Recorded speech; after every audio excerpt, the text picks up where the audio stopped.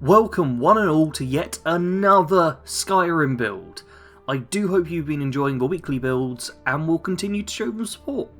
Today I'm presenting to you an undead slayer from High Rock who won't let the dead walk free in Skyrim. She'll clad herself in silver and fight all the forces of evil present in the land. The main skills for this build are archery and enchanting. Archery is the damage dealer of the build. Overdraw is the critical perk to get. However, you can also make your shots critical with the critical shot perk. Additionally, I went up the left hand side of a tree to quick shot in order to be able to fire out bolts rapidly, often allowing you to keep your target in a state of permanent stagger thanks to the added effect from power shot. Enchanting is a skill you want to max out. Max out the enchanter perk and then pick up insightful enchanter, corpus enchanter and extra effect. Additionally, you'll be wanting to get the fire enchanter perk in order to get the maximum effect from all your crafting. I also did something a little rogue this time and picked up Soul Squeezer and Soul Siphon in order to get more charge from soul gems when used to recharge weapons and a small refill to the weapon charge on kills. Ideally you would want to get enchanting to 100, invest all the crafting perks, make your gear and then reset it to legendary. Afterwards you could then level it up in order to get the soul perks. For simplicity's sake I didn't do this, but it's well worth it as you'll be up 9 perk points if you do. For our minor skills we have heavy armour, smithing and two-handed. With heavy armour it's a real simple job. Get well fitted and juggernaut in order to boost up your armour rating. I've heard that matching set doesn't work, so I didn't go for it. With smithing it's a somewhat similar process. Push up to advanced armours and you'll be able to improve all of your equipment, bar the great sword. You also will be able to craft your main weapon, the enhanced silver crossbow. Finally we have two-handed, which truly is a backup skill. As you can't improve your sword with smithing, there's not too much damage you can get from it, so don't invest heavily to this skill. Maybe just the odd rank of barbarian if you've got any skill points going spare. Onto the standing stone, where I went with the old reliable Lordstone.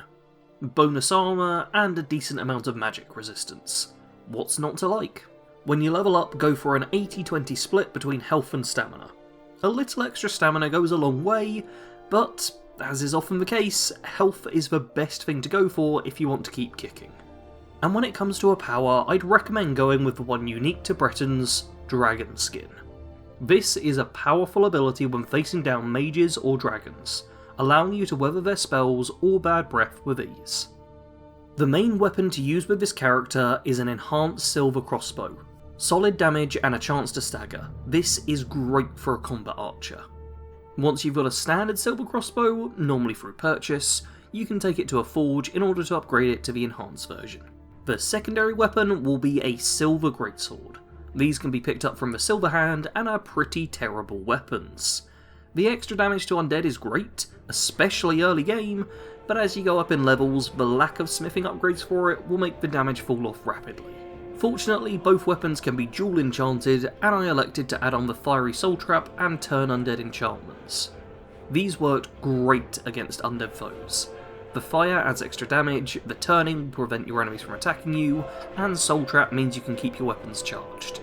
When it comes to armour, you will need a full set of silver armour.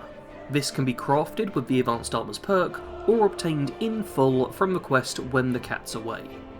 To fit the theme, I'd also recommend equipping silver jewellery, which will add to the enchantment slots you have available. And when it comes to the enchantments, the main one to go for is Fortify Archery in order to boost up your damage. Pretty much every defensible enchantment is also desirable. However, Resist Fire will get a boost above the other elements, so go for that one. But honestly, just about any enchantment which makes you harder to kill is worthwhile. The only faction I viewed as essential for this character is the Dawnguard. A band of vampire slayers with previous ties to the Vigilance of Stendarr will be an ideal fit for this character and their undead slaying ways. Besides this, any quests that you see as vanquishing evil are surefire ones to embark upon. And as for a follower, any member of the Dawnguard will do.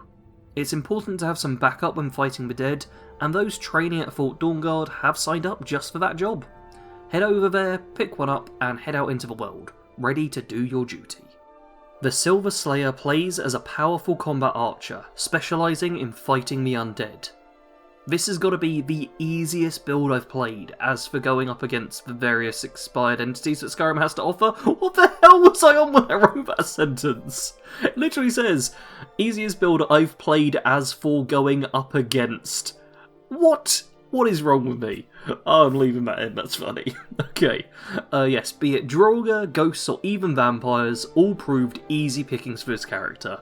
And they really did. Like, way easier than the English language. So much easier. The Turn Undead enchantment really was the standout star, as it works surprisingly well in a defensive capacity. By making your enemies flee from you, they're unable to deal any damage, and will just leave you to pick them off at your leisure. The high damage from a crossbow makes short work of most foes, and the Silver Greatsword backup, while far less damaging, will still handle lesser undead and cause the others to flee. When fighting against enemies that are still living, breathing beings, you lose the edge of causing them to fear you, but you still do get decent damage, so just treat them a little more cautiously and you'll be fine. This character isn't a stealth archer, instead relying on a rapid succession of stunning crossbow bolts in order to stagger powerful foes and instantly slay weaker ones. Crouching down would just make you slower. And when it comes to role-playing, things are very simple, as you will just want to hunt down the dead wherever they may be, enacting vengeance for the pain they've caused. The Silver Slayer was born in High Rock to a kind and loving family. They were humble farmers who lived a pleasant life trading with the nearby towns and villages. Their daughter grew up wishing to follow in their footsteps, and ended up helping on the farm from a very early age, doing whatever she could to chip in. Late one night, while the whole family was sleeping, a shambling wave of darkness approached upon their land. The cry of the goats woke the family up. Fearing that a wolf had got to them, the father grabbed his bow and rushed out the door. Moments later, a human cry rang out in the night. The Breton's mother got her child to hide away in the cellar, while she grabbed a carving knife and ran out to meet her husband. As the young girl cowered below the house, screams of pain and anguish rang out for what felt like days, but must have just been minutes. The night crawled on with the child not daring move an inch. When morning rolled around, she heard the voices of local guards and left her hidden sanctuary. When she exited the house, it was to a horrifying sight. Her parents' bodies were barely recognisable, having almost all the flesh stripped away from their bones. Between them lay a creature, human in form, but decaying on the surface. A zombie. The guards hurried her away from the site and to the local town. With the death of her parents, they had to find someone else to look after her child, and that's where the vigil stood up. They offered to look after the child, and with no other options open, she was put into their care. They taught her all about the teachings of Stendarr, the evils of Daedra, and others of their sort, and it wasn't long before she had asked to learn how to fight them. A great deal of anger grew in her heart towards the undead.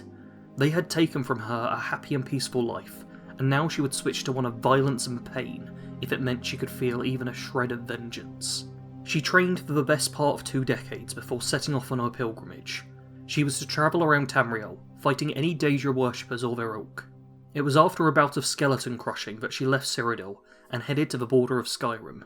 She stopped at a camp of soldiers, sharing their fire in order to save herself time making a camp of her own. This proved to be a bad move, however, as they were Stormcloaks, and when the Imperial Legion arrived, she was captured alongside them, being knocked unconscious when she tried to explain herself, and she didn't wake up until she was on the cart to Helgen. And there we have it, another Skyrim build added to the channel. There's a whole playlist of them if you fancy any more, and if it's more of me you're after, then I've got hundreds of other videos, plus a Twitter account and Discord server. What I'm saying is, it's really easy to keep track of me. Required links tend to be in the description. As always, thanks for watching. Sarge out.